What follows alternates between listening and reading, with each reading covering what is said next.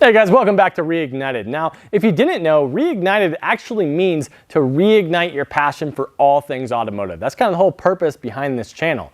Now, I know it's been a few weeks since I put a video out, and I apologize for that, but I had to take some time for myself personally, take a little bit of a break like we all do sometimes. I know you guys understand. Let's get into the video. Now we're getting back to work on our 2005 Dodge Magnum that we are twin charging. Now what does that mean? It means we are supercharging and turbocharging this engine. And as we left off, we basically had the engine long block all together. And now we're starting in on my favorite part of the build, which is going to be the fabrication. And specifically in this video, we are working on the intake manifold. All right, so we've got our base long block completed. You can see here that it's basically all ready to go. We're going to be using this as our mock-up engine as we build the whole supercharger kit and also the turbocharger kit to go with it.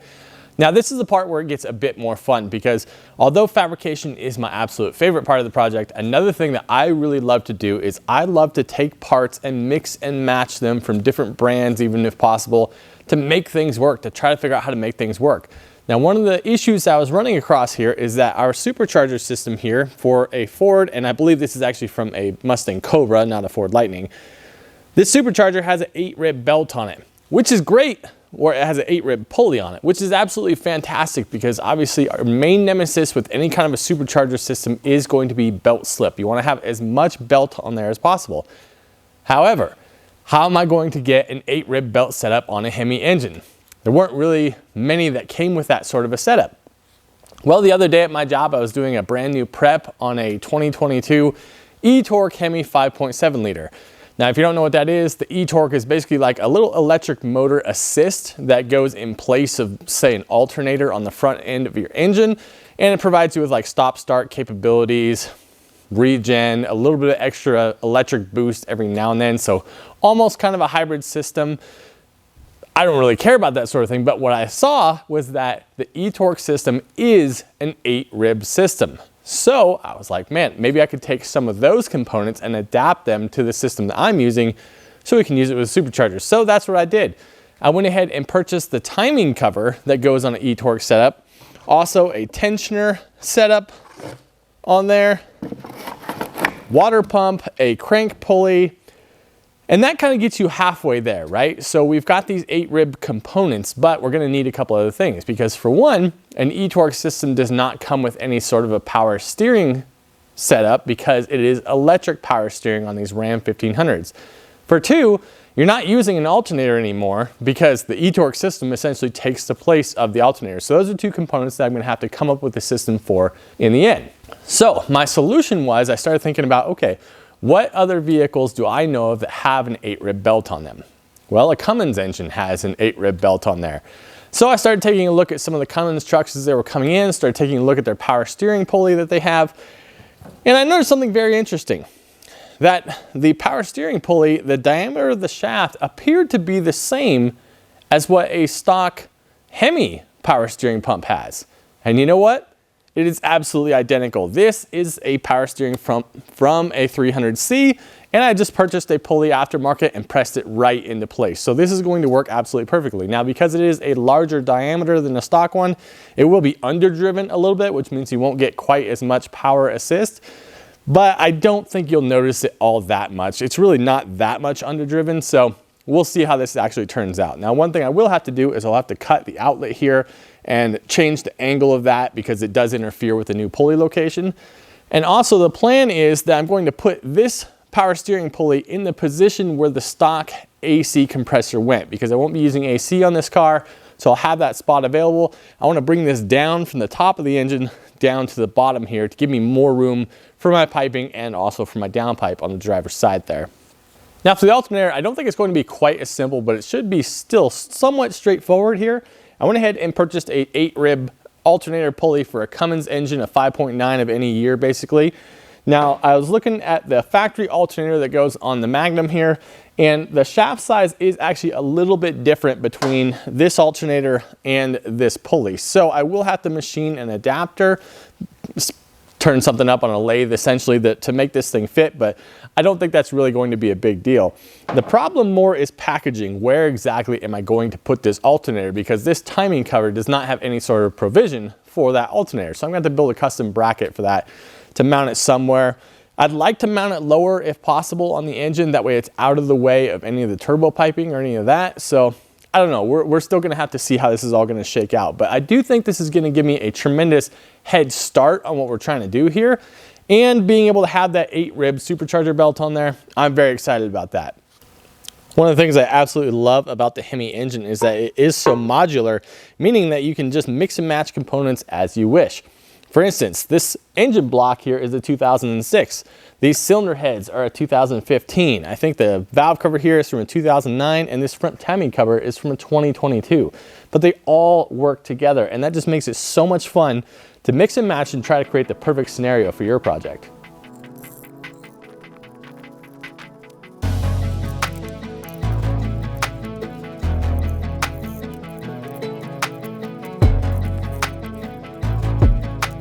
Here's something that you may not know. This is actually a bracket. This is a brand new for 2022 bracket that I purchased for this whole timing cover kit. If you'll notice, made in China. And that's the case for a lot of parts on domestic vehicles these days. A lot of these things come out of Canada, they come out of Mexico, they come out of China. So honestly, they're not exactly, you say, oh, buy American made. Well, a lot of them aren't even American made anymore.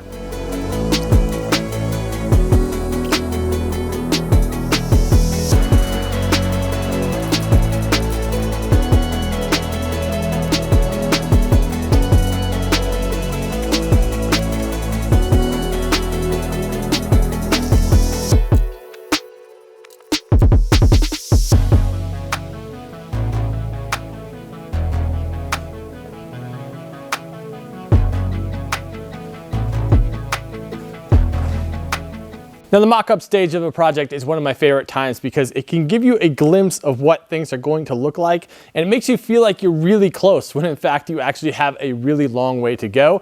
But even with that being the case, just seeing it visually can help give you the motivation to continue with the project, because let me tell you, this supercharger is just sitting on top of a motorcycle lift here currently.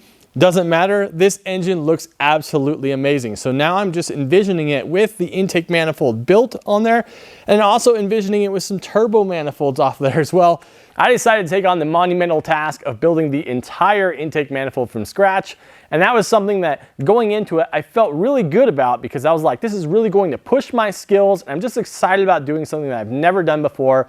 And then as it got closer and closer to me having to do that, well, my confidence started to flag a little bit. I started to have some doubts in myself. Is this something that I could actually really pull off?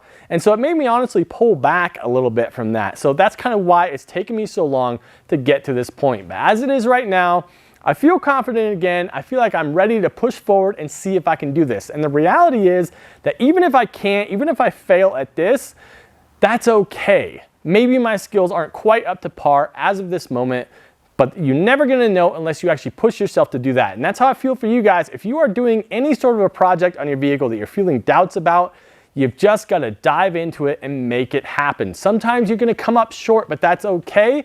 It just means you're not quite ready yet, but you can keep pushing forward to accomplish your goal. We have our intake manifold right here, or rather what will become our intake manifold. This is our base plate material, and then we have the material to build the box here, and then I also have the runner material over there.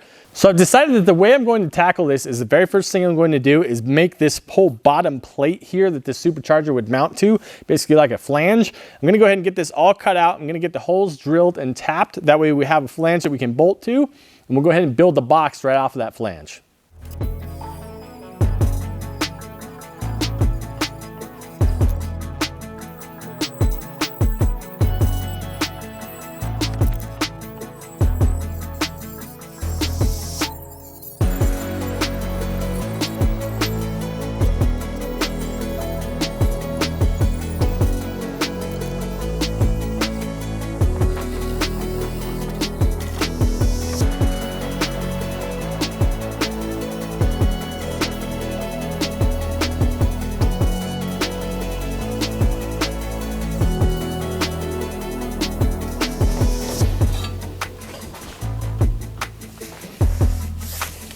Okay, right now what I'm working on is the intake runners for this manifold that I'm trying to make. Now, as you can see here, this runner material is very thick. This is 1/4 inch thick wall material. Now, the reason I chose such thick wall material is for 2 reasons. One is because with the 1/4 inch thick wall, I was able to order it with a rounded edge on there. I like that look better than 1/8 inch thick wall, which just has that hard, sharp edge.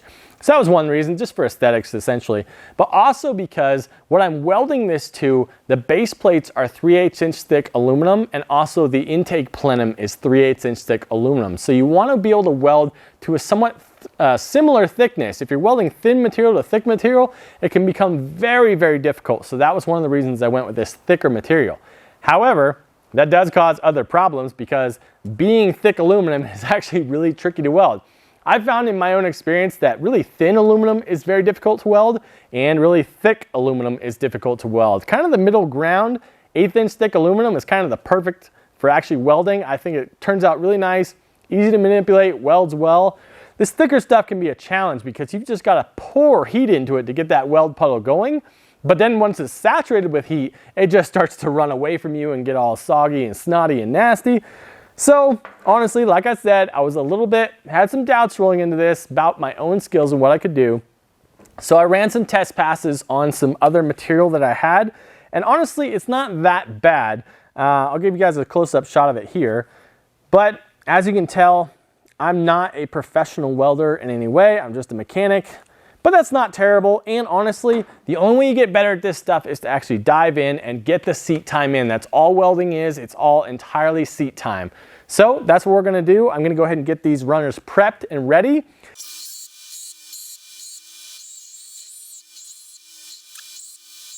Okay, what you saw in that last sequence there was me putting a beveled edge on all these surfaces I'm going to weld. Now you want to do that to achieve proper penetration when you actually weld this up. If you don't actually bevel the edges, the weld will just tend to sit right on top of the joint instead of going down into it. So I got these edges all beveled. Now what I'm going to do is go ahead and clean the surface of the aluminum. Now this is extraordinarily important with aluminum especially. All welding, you want to have the material as clean as you can. But aluminum is really, really sensitive to contamination. So what I'm doing here is I'm using this wire brush, and this is a stainless steel wire brush. And you can see here I've labeled it as aluminum, so I only use this on my aluminum metal.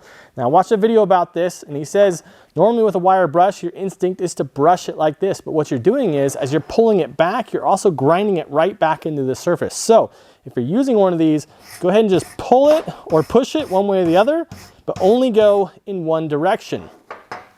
So we'll clean the surface of all of these here. Then we'll go ahead and hit them with some acetone, get them as clean as we possibly can, and all these joints will be ready for welding. Oh man, that is a very tedious and time-consuming process. Now we finally got all these things all cleaned up and ready to go. I put the acetone on there, so these are all ready to be welded up. I find that welding oftentimes reminds me a lot of painting a vehicle, where the actual painting or welding is the very last step, and it's all the prep work you put in beforehand that really determines what your end result is. So it does take a little bit more patience to get everything the way it needs to be before you jump straight into welding, but it really improves the finished product on there. So these are ready to go. Let's go ahead and get them welded up.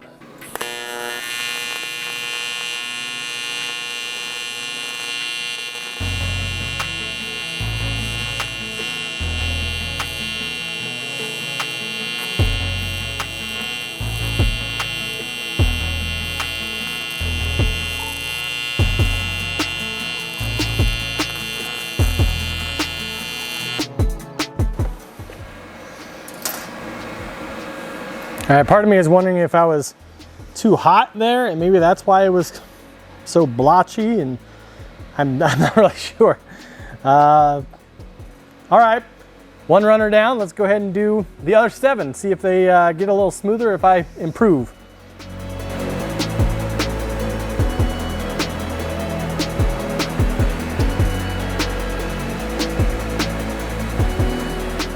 All right, this second one turned out quite a bit better.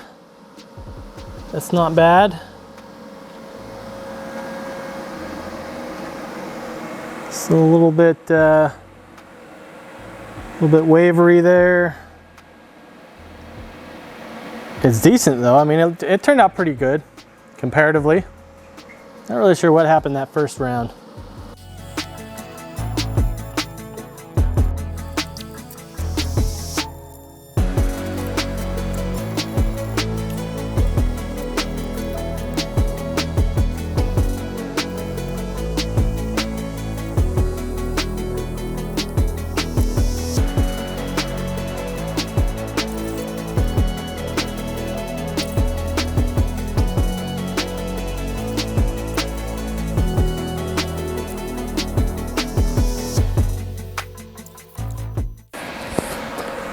Whoa. All right. Hey, the last 3 turned out pretty well. Some minor revisions I'll probably do on the other ones here. Now, I don't want to grind the weld off because if you grind it flush, you're basically taking away all the strength of the weld. However, I am certainly not above grinding a bad weld flush, recutting the V, and then re-welding it. That's probably what I'll do on some of these others. I'll give you a closer shot of what the other ones look like right now. All right, so these 3 back here are kind of the ones that I'm okay with. Certainly not amazing, but they're better overall, like that all the way around. They're pretty decent. These ones, on the other hand, there's a few in there that I definitely want to readdress. Namely that one right there. But you can see the other ones aren't that bad, but it's funny, it seems like the most visible weld, which is right here, was always the one that would give me the most trouble, which is pretty frustrating. So like I said, I'll probably grind some of these guys down and then re-V it and then rerun that bead right there. But overall, that should work. And now you have our intake runners right there. So there we go, we've got our runners all welded up. I'm actually really happy with how they came out, especially with how tentative I was at the beginning there. Obviously they're not professional grade welds, but I think they look pretty decent. They're definitely okay for what we're doing here. I'm still kind of pondering going back and forth of powder coating this intake manifold when I'm all done. I think it's probably the right choice to make, but we'll see once we get it together. Whew, let me tell you, I am absolutely dying right now. It's about 100 degrees outside and we're deep in the midst of fabricating some of these intake plates here. These are what's going to go on the plenum itself for the intake manifold. And let me tell you, tools make all the difference in the world. If you have the wrong tool for the job, you can still get the job done. It just takes more time, and that's kind of where I'm at right now. If I had a plasma table, cutting these things out would be as simple as writing an extremely simple program, putting it on the bed, cutting it, and I'd be done with it, and I could move on.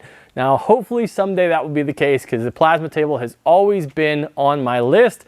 But for right now, we're gonna go about this the wrong way and eventually achieve the correct results. Now what I'm doing here is I need to make these rectangle ports. So what I've done is I've drilled the 4 corners and then I've made some punch marks all the way along the perimeter here, and I'm just drilling it out with a drill, and then I knock the center out with a hammer, and then I clean up the edges with both a carbide bit here and also a file. Once I get it fairly smooth, the file will be the final finish to get it nice and square so that we can actually get these things ready to weld to. Like I said, the real drawback to this is time. It takes forever to do this. So unfortunately, that's all the time we're gonna have on this episode. The next episode, we're gonna move forward here. We're gonna actually start putting together the intake manifold, hopefully a lot faster. I'm doing all the labor intensive stuff now. Next time you see me, I'll have these things all cut out. I'll have the entire plenum cut out, and we'll just start welding everything together and hopefully make a big jump forward in the next episode. That being said, we'll see you guys next time on Reignited.